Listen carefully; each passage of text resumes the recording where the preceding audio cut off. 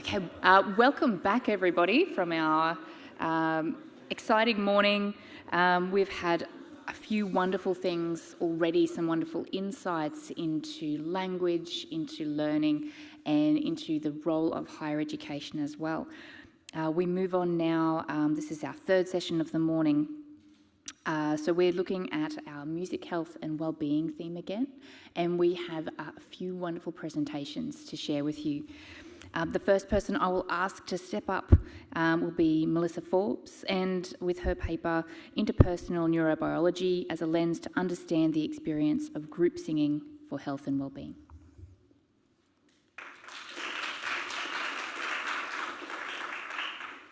Thanks, Lauren.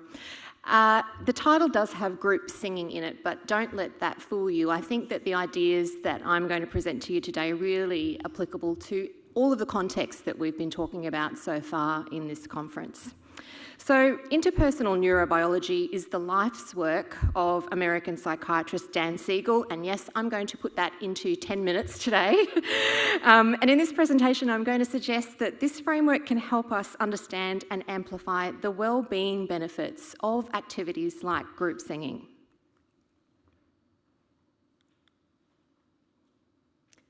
Okay.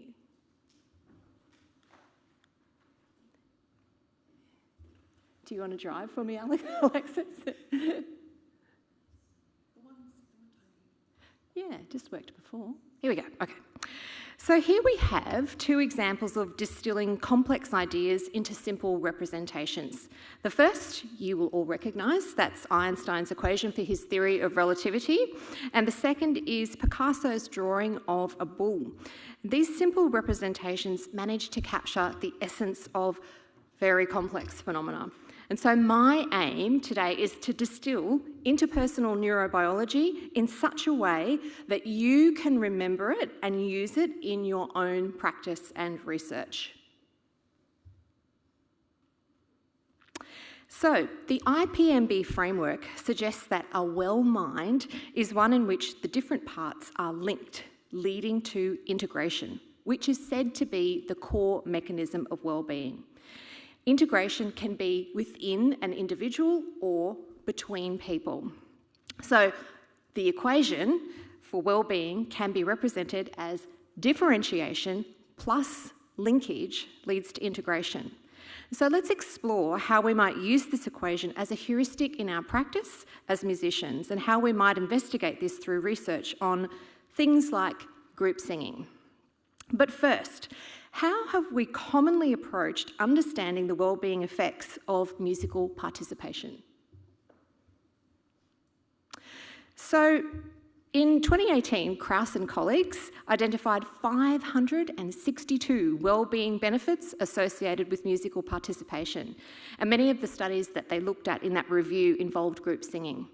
While these separate benefits or mechanisms are all important to understand, I argued that it is also important to understand something like group singing as a complex system. And in our field, Dave Camlin first made this argument in a 2020 study. My provocation for today is that understanding individual mechanisms of action is only one part of the picture when we're looking at the wellbeing effects of these types of activities. And I'm offering Dan Siegel's interpersonal neurobiology as a unifying framework, which recognises the complexity of activities like group singing.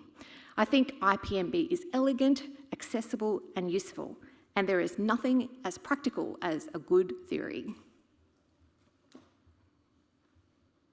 So what is interpersonal neurobiology? As a psychiatrist in his therapeutic practice, Siegel was dissatisfied with traditional views of the mind, such as the mind is what the brain does. He felt that this was inadequate to represent the true nature of our minds. After consulting with experts from many disciplines over many years, including mathematics, physics, biology, indigenous perspectives, anthropology, neuroscience, psychology and psychiatry, Siegel arrived at what he calls a consilient framework for understanding the mind and well-being. Consilience refers to a common understanding across disparate disciplines, and this really ties into this idea of interdisciplinarity that we've been talking about throughout the conference. So, What is the consilient view of the mind within interpersonal neurobiology? Well, it is a systems view of our minds. And the definition that they came up with is that the mind is the emergent, self-organising, embodied and relational process that regulates the inner and interflow of energy and information. So this definition very much captures the idea that the mind is an emergent property of a complex system. The idea of emergence comes from mathematics and refers to the way in which the interaction of elements of a system give rise to something larger than the elements themselves.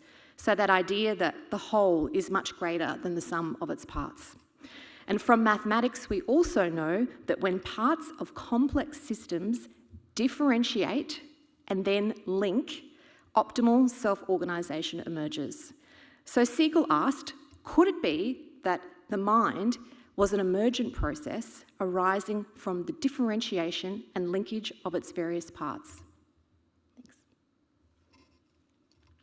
Differentiation refers to how parts of a system become specialised, unique in their growth, and individualised in their development. And linkage is simply the connection of separate components to each other. If we humans, as complex systems, experience differentiation and linkage, the system becomes integrated. And when our component parts are differentiated and linked, we live in the flow of the river of integration. Again, drawing from mathematics, when a complex system is optimally self-organised and integrated, it is flexible, it's adaptive, it's coherent, energised and stable. And this is referred to as phases flow. And Siegel loves acronyms. He's got an acronym for every occasion. If parts of a system are not properly differentiated and linked, we end up in either chaos or rigidity. And they are represented by the banks of the river. So when we land on one of those banks, we're stuck and we're not moving forward and we're no longer in the phases flow of the river of integration. So how do we apply this equation of differentiation plus linkage equals integration or well-being in our work? A group of people singing is a complex system. It's made up of many complex systems. Each person in the group is a complex system, and we are comprised of a bunch of systems as well: biology, our psychology, our behaviours, our relationships, and so on. So you can see that even within a group singing context, we have these kind of fractals of complex systems, systems within systems within systems. So let's take the group as it's a system itself, right? Just thinking about the group for a moment. The components are that we have each singer, we have the facilitator, the accompanist, the physical environment. How do we differentiate these elements? How do we optimise each one of them? So, how can we allow each person to fully express themselves in a way that is authentic to them? How do we value each person's unique contribution to the music, including the group leader or facilitator? And I think we've seen some really great examples throughout the presentations of this idea of differentiation. We can ensure that our musical choices suit the unique combination of people that we have before us in the room. We can optimise the acoustics, the environment. And of course, I think music making is an inherently linking activity as people join together to create sound that is greater than the sum of its parts. And I think these are things that skilled SIMM practitioners probably do as a matter of course, but I think it's helpful to understand that the choices that we make here ultimately impact the well-being of the people in the group and the well-being of the facilitators themselves. So I've done research that shows that skilled facilitators are highly attuned to what's happening with the energy in the room. So they're differentiating and they're linking all the time. So in interpersonal neurobiology terms, this is because a skilled facilitator is playing their part. And this is another acronym, PART, and it derives from the therapeutic relationship that Siegel was looking at. And PART stands for presence, attunement, resonance, and trust. And as Siegel notes, relational integration emerges as individuals are honoured for their differences and connections are established with respectful, compassionate communication. And isn't music just the perfect vehicle for that kind of communication? When people have that experience in and through music, they feel felt. As it so happens, Siegel was a dancer as a young person, and so he's also developed a series of integrative movements which emphasise different domains of integration, and I've used these movements as warm-ups in my group that I work with, and they're a really lovely way to acknowledge the self and others and to begin to differentiate and link. Okay. So how might we research singing from a systems perspective? So once again, Dave Camlin, I think, has been a thought leader in this field, and he's used SenseMaker platform, which is based on the Cynefin framework, to collect and analyse data about group singing experiences informed by systems thinking. And with Dave, I'm currently undertaking a study using SenseMaker to investigate experiences of solo singing from a systems perspective. So returning to my earlier provocation, and that was that individual mechanisms of action don't give us the full picture when we're looking at wellbeing effects. I'm not saying that a complex systems perspective is necessarily better than reductionist approaches, but I think that using a framework like IPMB based on systems thinking can be complementary and revealing in really important new ways, especially when we're seeking to understand human experience. So my key takeaway from today is, as SIM practitioners and researchers, we can play our part to optimise the wellbeing outcomes for our participants using this simple equation of differentiation plus linkage, which leads to integration and to wellbeing. Thank you.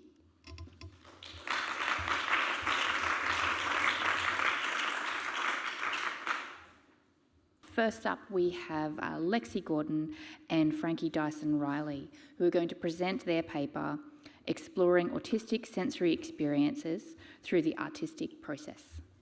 Welcome.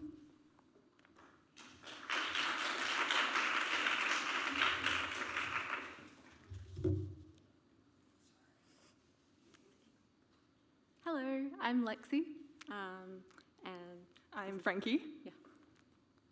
We're going to begin shortly.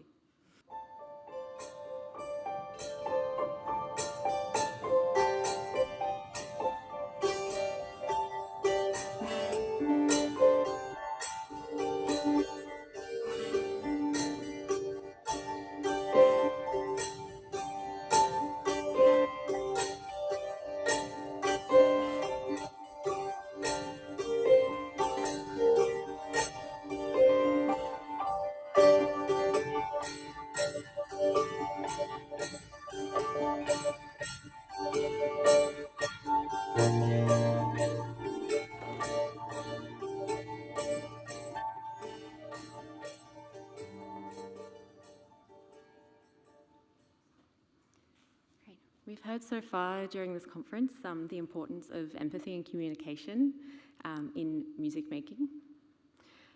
When we sit down to make music, certain assumptions about the ways that we communicate and empathise are made. However, when we sit down as two autistic women, our ways of empathising and communicating can appear to be different or be different. What you just heard is an excerpt from a recent co-musicking session in which we explore and centre our autistic experiences through collaborative music making. We'd like to give you some insight into what it's like for us as classically trained autistic musicians to make music. Essentially, what is it like? What is autistic music making like? So we both have several forms of synesthesia, a cross-wiring of the senses that allows us to perceive sounds and colours and shapes. We experience sounds through multiple senses, and we choose to engage with sounds that resonate physically in our bodies and those that are pleasant according to our synesthetic perceptions. We're guided both by feelings of timbres and rhythms, more so than pitch and melodic information. We're both hypersensitive to sound and experience auditory processing differences Though we obviously enjoy listening and engaging with music immensely, hearing music in unexpected environment or being unable to control the inputs like volume can lead to really distressing sensory experiences. Our auditory processing differences can make overlapping sound inputs feel confusing or overwhelming, like simultaneous talking and playing in rehearsals. Some social conventions in rehearsals and performances are incongruous with our intuitive communication styles. For instance, difficulties with eye contact can sometimes be a major barrier between connecting with ensemble colleagues. And finally, we often play in hostile performance environments such as under bright stage lights. These are quite nice, by the way. Temperature variations and uncomfortable performance clothing. So, our autistic experiences are inextricably and fundamentally entangled in the ways that we listen and the ways that we make sound. We're both very drawn to music because of these things, but our sensory and social differences can also sometimes present challenges. This dichotomy closely reflects the way that autism is now understood and conceptualized. Historically, autism has been understood as a neurodevelopmental disorder characterized in part by a lack of empathy, social deficits, and mind blindness, and needed to be treated or cured. We now understand it as more so a different kind of brain. So we have social differences, but we do experience empathy. It might just be different to the typical ways of showing it. Autism is also in part culturally situated. It's diagnosed according to how one exists differently to others in their cultural milieu. Critical autism scholars refer to the double empathy problem. This is the idea that oftentimes during interactions between autistic and non-autistic folk, the burden of negotiating communication boundaries is placed on the autistic individual.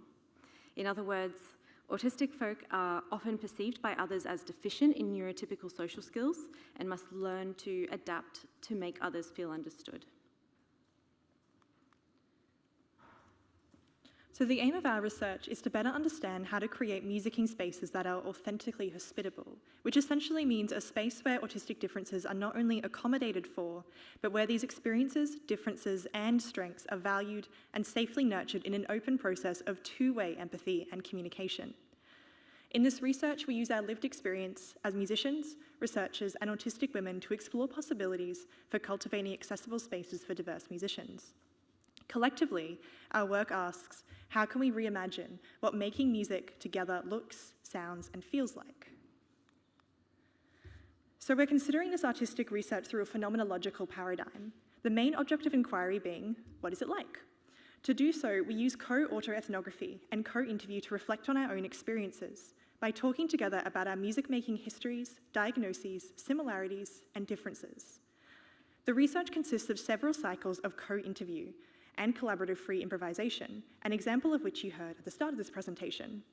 And this is done with the intention of co-producing a hospitable and nourishing environment for our sensory, oral, and social differences. We've currently completed 2 of these cycles of co-interview and improvisation, and we plan 1 more to be done soon in the future, and the eventual development of a creative score and performance that represents the culmination of our research. Great. Our findings so far are centered around these 3 themes, communication, hospitality, and empathy. So our first finding explores our authentic sensory and oral preferences. In our second session, we made space for dialogue first about our sensory, oral, and musical preferences and dislikes immediately prior to the music making. This isn't often something that we can do in music spaces. After this discussion, we had a particularly productive and enjoyable musicking session, as we felt positively compelled to engage with and make space for each other's preferences within our sound making. This practice nurtured a shared understanding of the sonic world that we wanted to inhabit together. Secondly, we noted a theme of empathetic two-way communication through non-verbal or non-normative ways. We noted that after the musicking session, that we had not really communicated using eye contact or a general glance in each other's direction, more than twice throughout the session. However, we both realised that we felt very attuned to the sonic gestures that we each made. Without the expectations of eye contact or learned nonverbal communication, we felt able to respond to each other in the moment in a way that we suggest is akin to parallel play. This is a playing style characterised by children playing side by side, potentially sharing materials, but who are focused on individual goals. Autistic individuals tend to report preferences for parallel play over other forms, such as cooperative play. And while we mindfully incorporated elements of parallel play into our sessions using mixed visual media and objects, we did not expect that the musical improvisation itself would become a form of parallel play. By making space for our natural sensory and social preferences, rather than trying to force ourselves into a typical social profile by masking these traits, as we often do, we were better able to attune into a shared empathy that supported a hospitable place for our musicking practices. Finally, a theme of empathy, nonverbal communication through creative practices scoring musicking improvisation. The open improvisation space was particularly nurturing to our parallel play, as we were free to individually explore the sound of the room, respond and contribute without being steered towards a particular social or sonic outcome. And we experienced this musicking space to be driven by curiosity and sensory delight, which are often foreclosed to us during other musical experiences by perceived social expectations that we mask our way through. So we see several implications for these findings in the context of community musicking practices. Navigating difference in community music-making environments can be challenging and potentially isolating for those with sensory and social differences. Through a combination of our free improvisation, parallel play, and pre-establishing our sonic, sensory, and social preferences, we were able to nurture a safe and hospitable musical environment in which we both felt comfortable, rather than anxious, communicating and musicking together. Our differences became features or even strengths of our adjacent musical practices. In community music-making environments, we see these practices as a potential key to cultivating a hospitable environment for other diverse individuals and learning how to foster empathy and understanding between individuals with differences. As we conclude, we'd like to make it really clear that we are two very privileged, supported autistic people who are verbal, high masking, and don't experience any learning difficulties.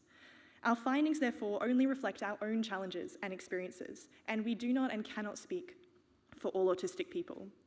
As such, it's vitally important to recognise the breadth of different challenges faced by people on the autism spectrum. Our intention here is not at all to provide an instruction manual for how to communicate with autistic people, because one just doesn't exist. Rather, it's to share possibilities for how empathy, communication, and hospitality might be nurtured in different ways in community musicking spaces for people with any sensory, oral, social, or cultural differences, not only autistic people. Our invitation to all is to really deeply consider the approaches that we take to others in relational spaces like music making, understanding not through our own take-it-for-granted lenses, but through a curious lens.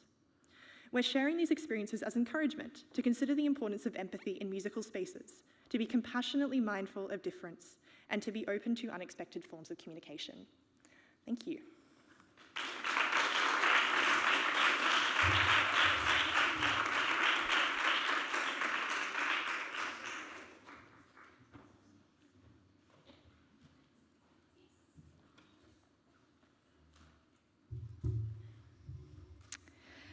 Thank you to Lexi and Frankie, and I might say what a wonderful collaboration. That's just some great research collaboration happening there. So I will re-announce our final speaker. Margaret Hoey is going to now speak about the complexity of being and becoming a singing classroom in the primary school.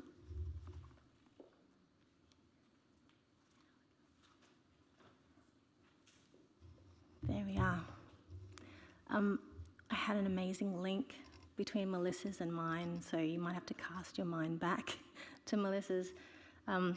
We have got quite a few things in common, which is really exciting.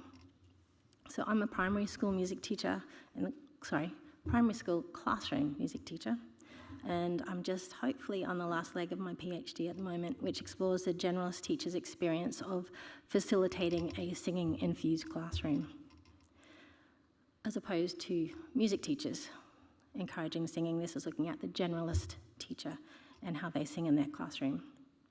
The data that I collected showed that communal class singing generated team flow, which has been mentioned today. Let's see if the clicker works. Did I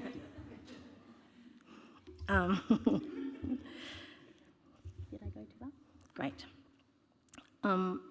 Engaging in this research reminded me that there's always a story behind the story. And in this case, there's a story behind the benefits of singing in the classroom. But I get ahead of myself. My background story is simply that I sing. I'm not a vocalist, but I do sing. And I've always found that singing has been an important part of my life. Communal singing elevates me, and it's a way of communicating with others. As a teenager and young teacher, I spent countless hours searching, transcribing, recorded songs to meet the needs of my students and myself. And I found that the time spent in hunting down that perfect song was rewarded with seamless pedagogy or just pleasing choral sounds. I did have to reach out for help to find suitable repertoire. Okay. Next. I should have slowed down. Yeah. Great. They're the 4 steps that I talked through. My experience motivated me to see if anyone else found singing to be a pivotal factor in their life or their work. I like this. So I got 12 teachers from my school to participate in an action research project which spanned across 2 years. The questions looked at the teachers, I feel like I've been cutting now. The questions looked at teachers' perceptions of the impact of a singing-infused classroom on the students and on themselves. The literature showed exactly what Melissa just said, so I don't have to reiterate. Hang on. Did he get ahead of myself? That's perfect. Perfect. And of course, we found that singing is a salutogenic activity, so we really do need it in classrooms because that's where the well-being lies for all people in the classroom. None of this is surprising to people who sing. In my study, the overriding response from the participants was joy. The teachers themselves enjoyed singing.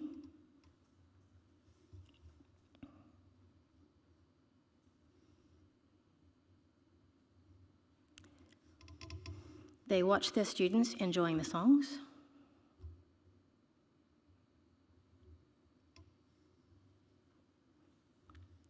And they also related the joy of witnessing how singing transformed their classrooms.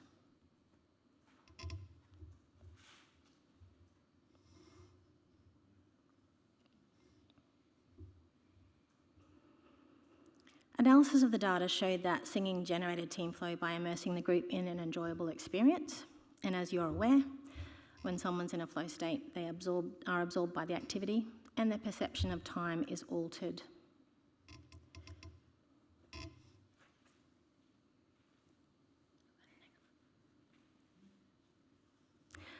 Team flow, in particular, is identified by 4 characteristics.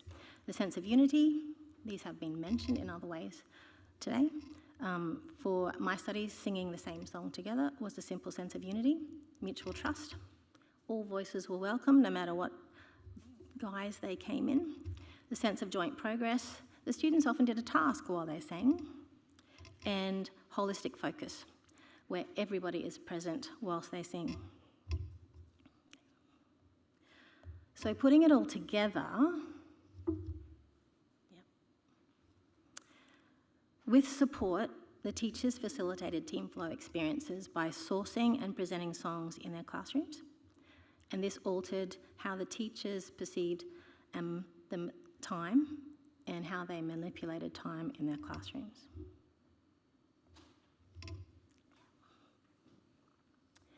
So, getting down to the syntax now, facilitating flow was up to the teacher. They facilitated team flow by locating suitable songs. Those songs needed to match student needs, and also they had to find a way that they could sing them in the classroom. At times, the teachers became overwhelmed, choosing, learning, and presenting the songs to the students. They struggled with things like, do I sing it a cappella? Do I use a technology source? And the teachers also found that they had to adapt their singing plans to respond to the busy school environment.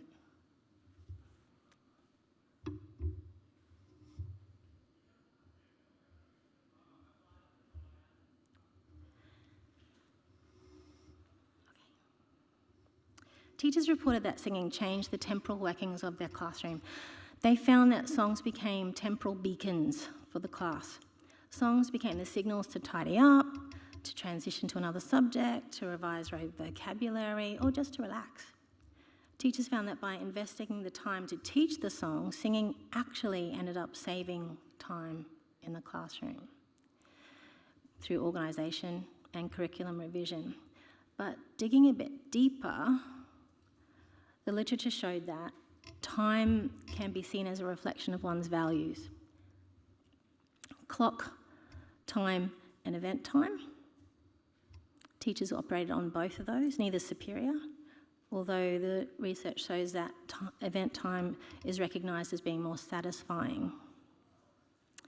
So here we have a situation where teachers were burdened by knowing that singing enhanced the classroom life in many ways, but felt anxious about sacrificing class time to teach and sing the songs.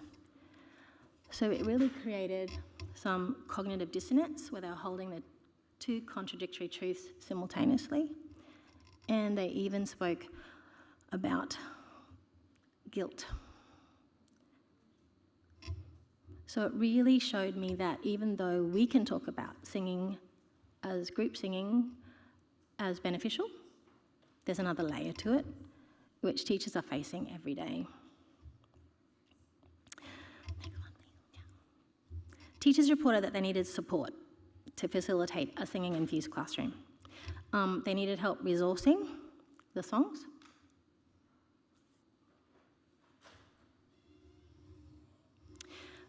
They needed help with technology. I need help with technology. They needed help from each other. Lots of informal professional discussions went on, and they also needed help from the music teachers. So we have a situation that we know that singing is beneficial. We know that it generates team flow, enhances connectedness and inclusion in the classroom, and absolutely benefits well-being. It also facilitates learning too. They mentioned that quite a bit. So the model that I've come up with to show all those factors in play got quite busy, because I had to represent that it's not just a benefit, there's also a cost for the teachers, or the facilitators, if you want to call them that. That's the next one. So facilitating a singing-infused classroom can cause teachers to feel cognitive dissonance or even deontological guilt, and that detracts from their sense of well-being.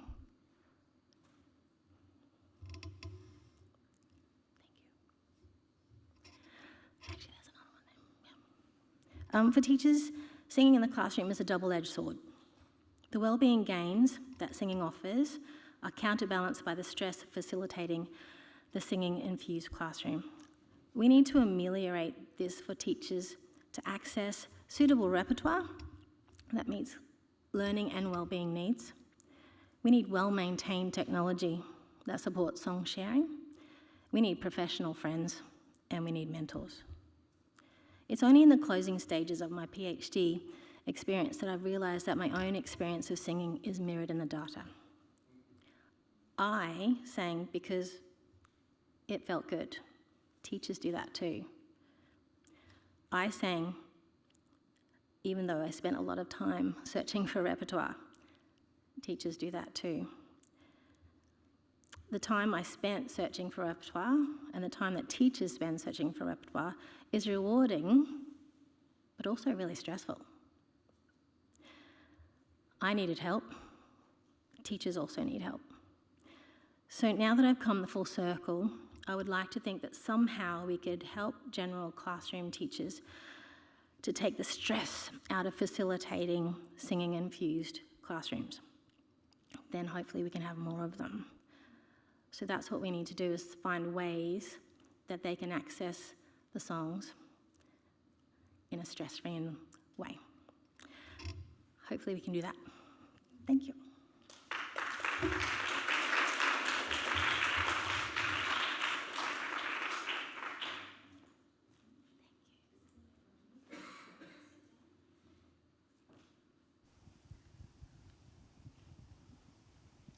Okay, thank you very much, Margaret.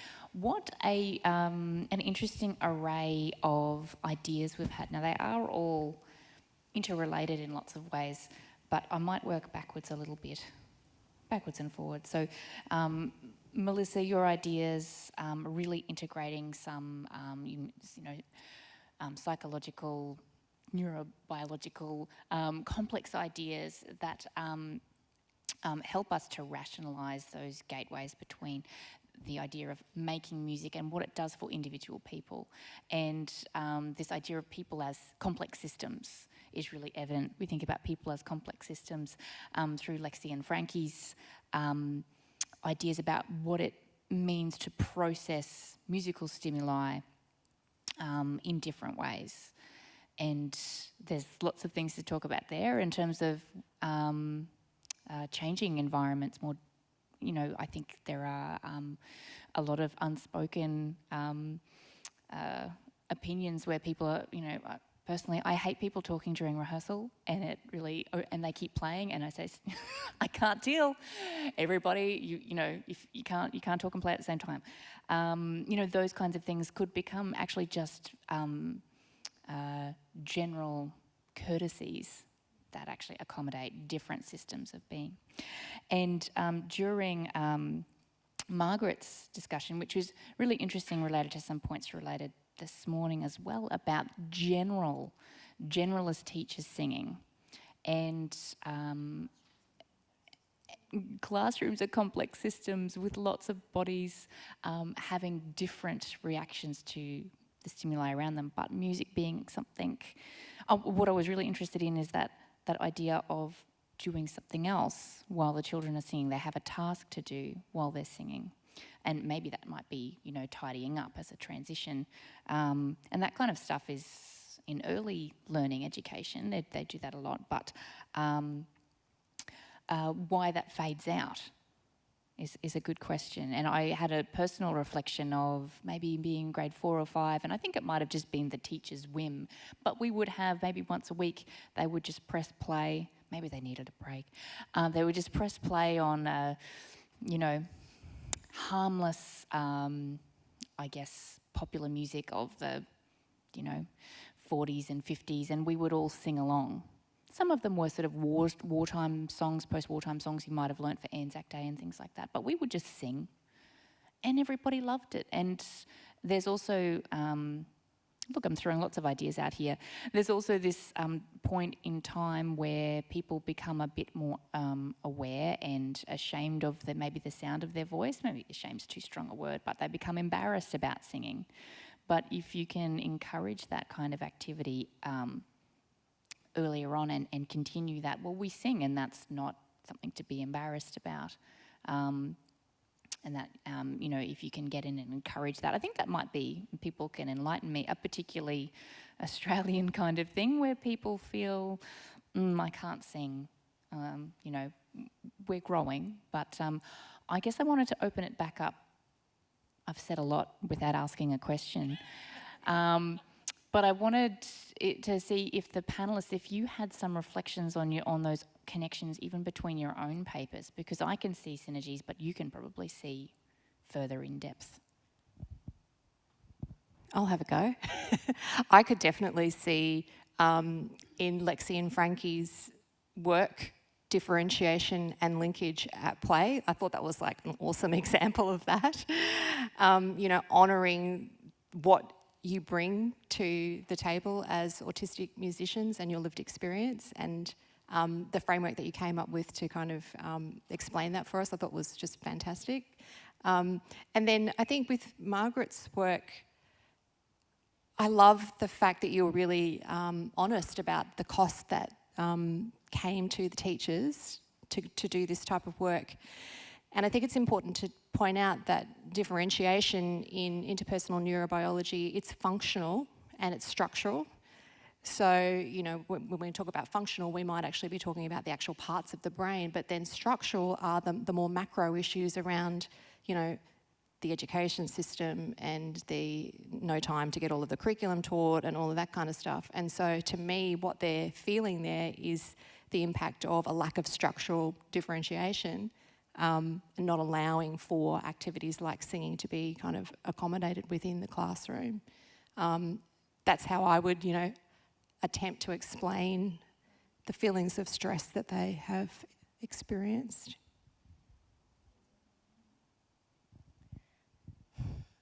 Oh, there's so much to say.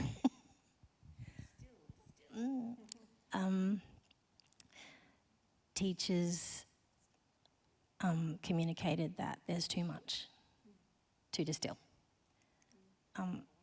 Yeah, they're constantly overwhelmed because of the complexity that we're all talking about. And in the moment, it's very hard. So that's why I'm talking about taking it out of their hands, just temporarily, and then modelling it for them. Yeah.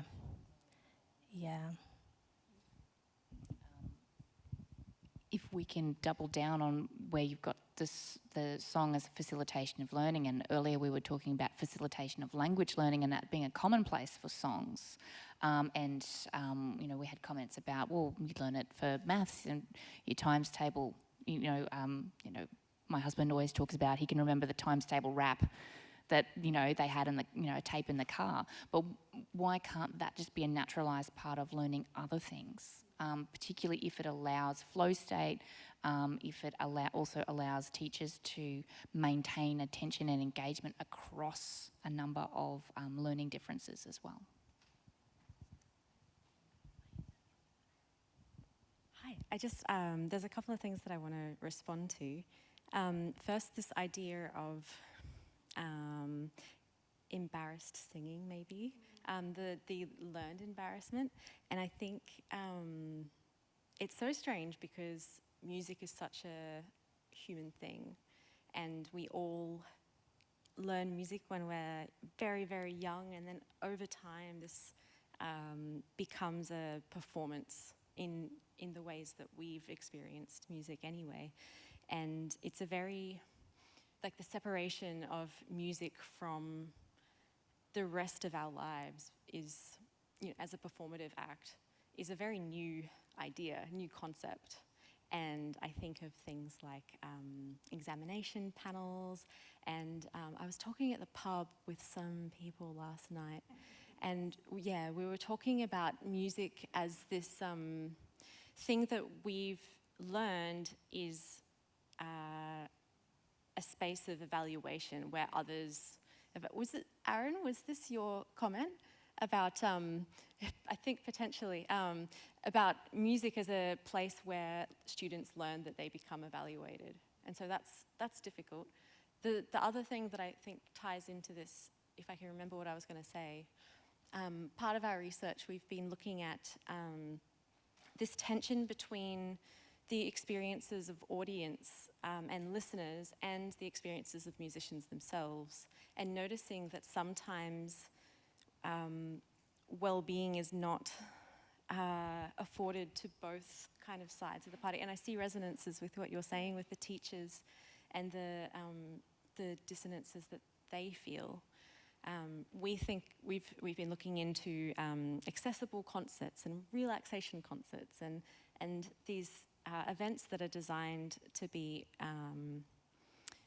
sensorially comfortable to people with sensory differences, and not only are they often not as accommodating as they hope to be, but the focus is often on the audience and not so much on what the musicians are feeling. And I'm not sure how to solve that problem because it's so complex and everybody is individual and everyone has different profiles, but it's something that we're trying to address, I guess, from the performer.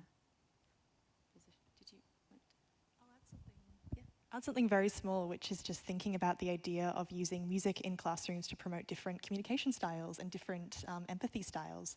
And I know that if I had been in school and had a different way to talk to my peers that wasn't just in scripting or trying to figure out what they wanted from me, if I could communicate authentically by, singing and joining in that sort of peer group and connecting in that way, that would have been really amazing. So I love the potentials of that for creating inclusivity in that way.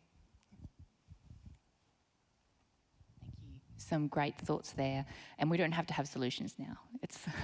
It's okay. I might throw to our online folks. So Rebecca, are there questions coming forth for you? Yeah, Jane has a great question. Jane, are you happy to unmute and ask a question? I am, and I'm even on camera. Hi, folks. I had another question for Alexandra and Frankie, and apologies, I'm not asking for you to solve anything, as we just discussed, but I wanted to talk about what you were talking about in relationship to community programs, particularly the ableism and misunderstanding of autism often shown by those programs, education institutions, even health organizations. And how do we start to kind of dismantle that a little bit when delivering community programs for autistic people? And no answers required, just a few reflections. Obviously, it's a big one. You start if you have. Okay. The first thing that comes to mind is challenging the idea that music for and with autistic people or anyone with difference has to be therapeutic and has to be an intervention for something. Often it's just, I think that we're capable musicians, and everyone has music that they can express and that they can share. It's just that often we're not recognizing that potential in people, and we're diminishing their contribution based on a label or a limited understanding of what it is actually like to experience something like autism. I think some of the most important and influential, inspirational research that we have encountered has been from lived experience, and that's been really, really important for us in understanding ourselves and understanding our practices and moving forward. So I guess our agenda, our kind of pre-solution is to share an experience and say what it is like, see if there's some ideas that it might challenge in terms of what people think autism is and what it's like, because the observation of our behaviour is often not the experience that we have. Things are changing and there's some really great work happening in this space, but we hope to share our lived experience so that it's just a little window into understanding that, getting that empathy from a different angle than just we need to provide an intervention to add to that? Something I think is also really important in community spaces is the importance of making space at the outset of something. So not waiting for someone to come forward and disclose that they are different, that they need different things. Lexi and I are both in the privileged position of being diagnosed, of being able to self-advocate. And even then, it's still really scary to stand or sit in front of a room of people and say, hi, we're autistic, we have different needs. And it's still really challenging to speak up about that, particularly if you're in like a large ensemble space.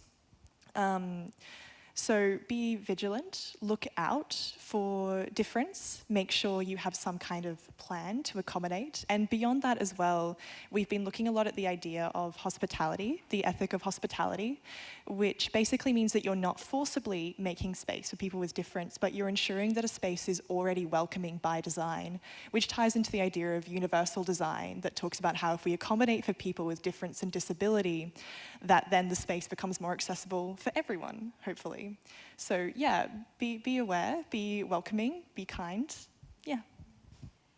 And also difference doesn't just, it's not just for people with disability or autism or sensory differences, but cultural differences as well. Just being mindful that we all communicate in different ways, and yeah, it's the empathy and the compassion is probably more important than necessarily the understanding of what that person. Thank you. Thanks for that question. Anything else online there, Rebecca? No, I think that's it. Does anyone want to unmute and ask a question? Is there anyone here in the Ian Hanger Recital Hall who would like to ask a question? We have just a few minutes left.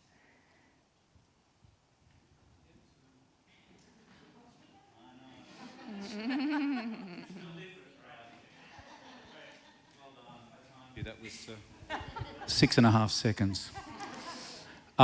Thank you. That was a really stimulating session. So thank you to all of you, and give me a cause for a lot more thought, which is fantastic. But I do have a question for Margaret, and it may seem rhetorical, but it isn't. You spoke totally reasonably about the we in terms of finding, if not solution, but a way to approach those issues of support for generalist teachers, solutions for finding repertoire, etc., etc. And I agree entirely, and I've spent quite a lot of time working with generalist teachers through the Teachers Federation in New South Wales. I'm not there anymore, but I guess my question is, who is we? Reasonable question? Absolutely. Great. I'm not being provocative. I just to sort of tease that out a little more. I think there's layers of we. My first is people who tend towards music and singing. I think we have a responsibility to those who don't.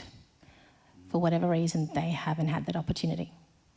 So if you feel drawn towards singing and music, you should be encouraging others to expose them to that. Secondly, we, as in music teachers in schools,